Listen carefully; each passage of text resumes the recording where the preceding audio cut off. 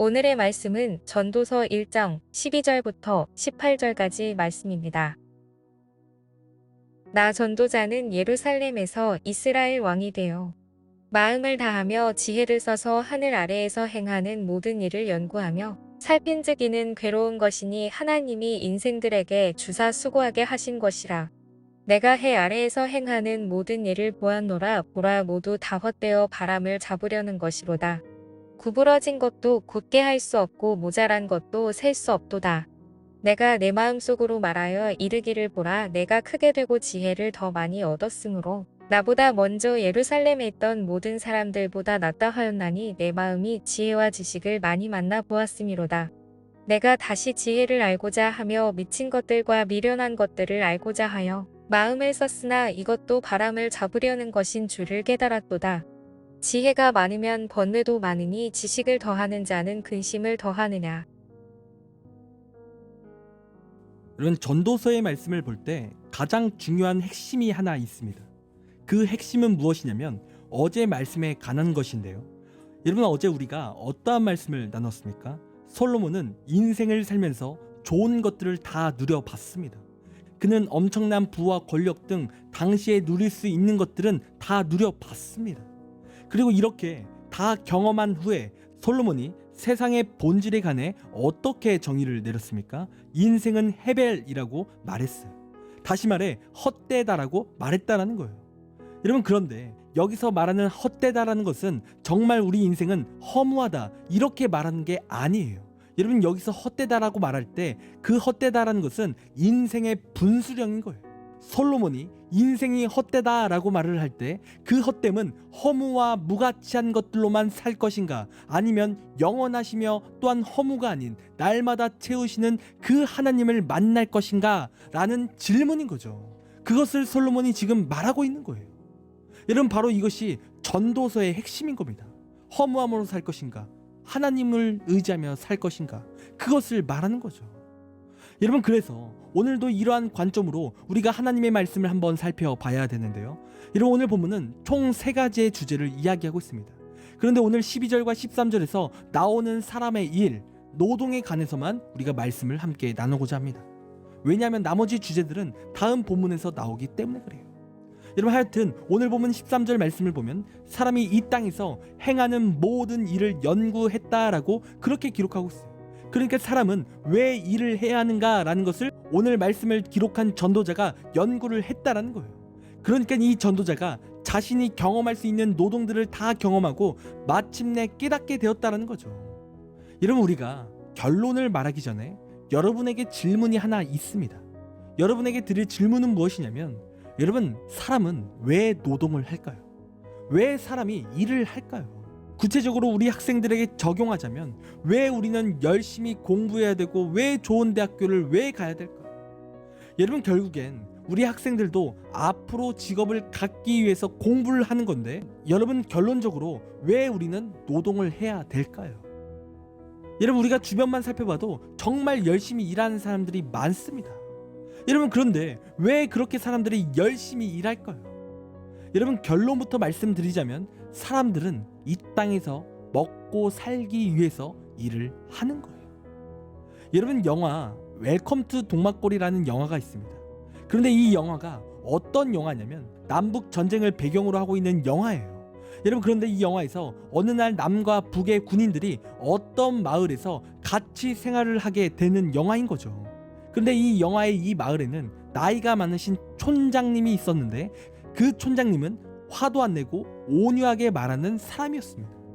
그런데 모든 마을 사람들이 이 촌장님을 존경하고 이 촌장님의 말이라면 무조건 순종하고 따르는 거예요.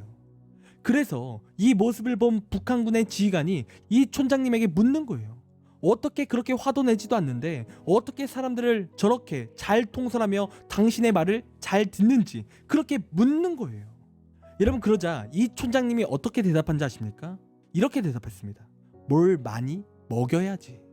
뭘 많이 먹여야지. 이러는 거예요. 여러분, 그런데 이 촌장님이 말하는 뭘 많이 먹여야지, 이 말은 사실 노동의 본질을 깨뚫는 말인 거예요. 그냥 무의미한 것이 아니라 노동의 본질을 깨뚫는다는 거죠. 여러분, 세상에 모든 지도자들이 말하는 것이 뭐예요? 여러분, 북한의 김일성만 봐도 모든 인민들에게 쌀밥과 고깃국을 먹이는 게 목적이라고 했어요. 여러분, 그리고 1992년에 미국의 클린턴이라는 대통령이 있었는데 그 대통령이 경선 과정에서 외쳤던 구호가 있어요. 그 구호는 무엇이냐면 바보야, 문제는 경제야 라는 구호를 외쳤어요. 그러니까 먹고 살면 해결되는 거야 라고 외쳤다라는 거죠. 여러분, 한마디로 우리 인생의 문제들은 가난에서 찾아오는데 풍요가 찾아오면 모든 문제가 해결이 된다는 거죠. 여러분, 우리의 노동의 이유도 마찬가지예요. 내 삶에 부족함이 없다면 문제가 없는 것인데 우리의 삶에 우리가 노동하는 이유는 그 부족함으로 살지 않기 위해서 우리가 열심히 노동을 한다는 거예요. 그것이 사람의 노동의 본질이라는 거예요.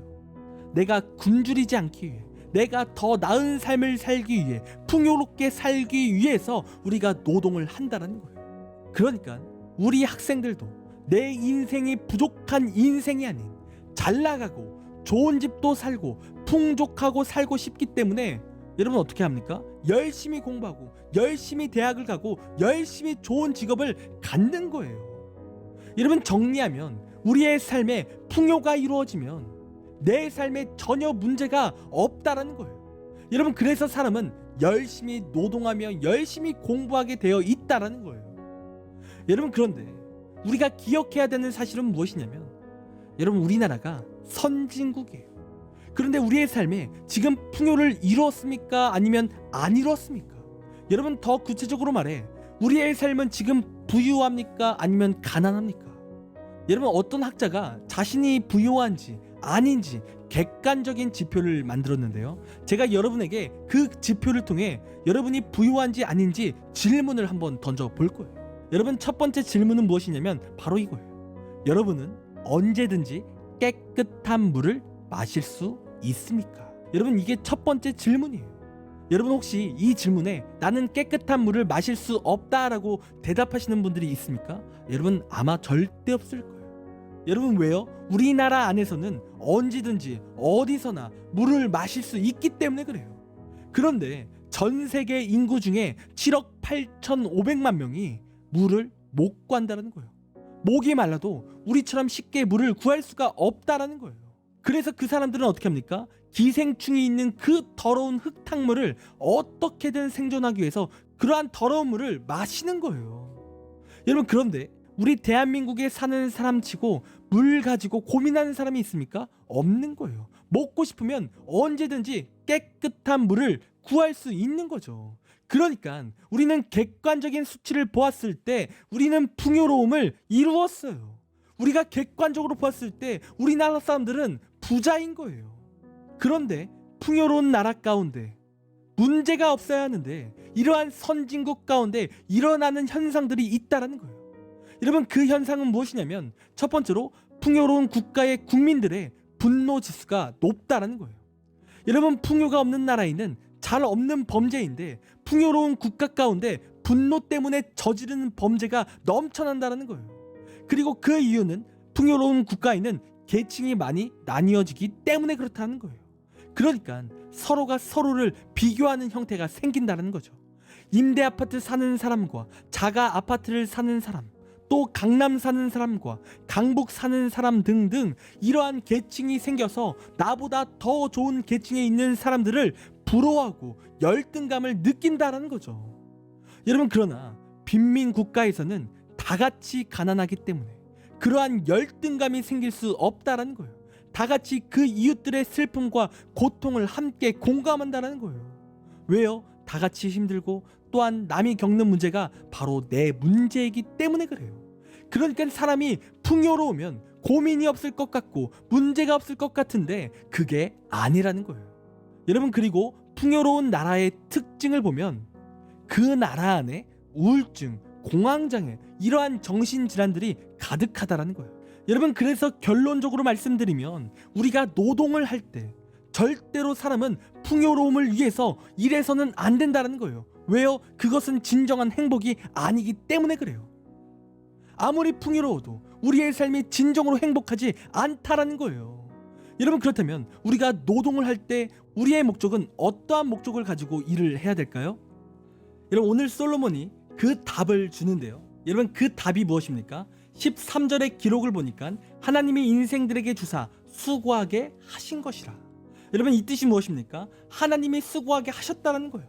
그렇다면 왜 수고하게 하시겠습니까? 하나님의 영광을 위해서 우리를 수고하게 하시는 거예요. 우리가 이 땅 가운데 일할 때 우리는 하나님을 위해서 일을 해야 된다는 거죠. 그러니까 우리가 이 땅의 풍요로움만을 위해서 일하면 허무가 찾아와요. 앞서 말씀드린 대로 풍요는 있다가 사라지는 것들, 영원한 것들이 아니고 진정으로 사람을 행복하게 만들지 않는다는 거예요. 그러나 우리가 하나님을 위해 열심히 노동하고 열심히 일할 때 우리의 인생에는 진정한 값어치가 있는 인생이 된다는 거죠. 그러니까 우리도 하나님께 쓰임받는 인생이 되는 거예요. 여러분, 야곱과 모세, 이러한 사람들만 쓰임받는 것이 아니라 역사의 주관자이신 하나님께 내 노동이 쓰임받는 거예요. 내 공부와 내 시간과 내 모든 것이 하나님께 영광이 되는 거죠. 그리고 그렇게 하나님을 위해 노동하는 자는 구원의 은혜와 하나님이 채워주시는 복이 넘치게 되어 있다는 거예요. 영원한 것을 얻게 되는 거죠. 여러분, 그러므로 우리는 노동을 할 때 어떻게 노동을 해야 됩니까? 하나님을 향한 열심을 품고 우리가 일을 해야 된다는 거예요. 여러분, 이 시간 우리는 지금까지 어떠한 열심을 품었습니까?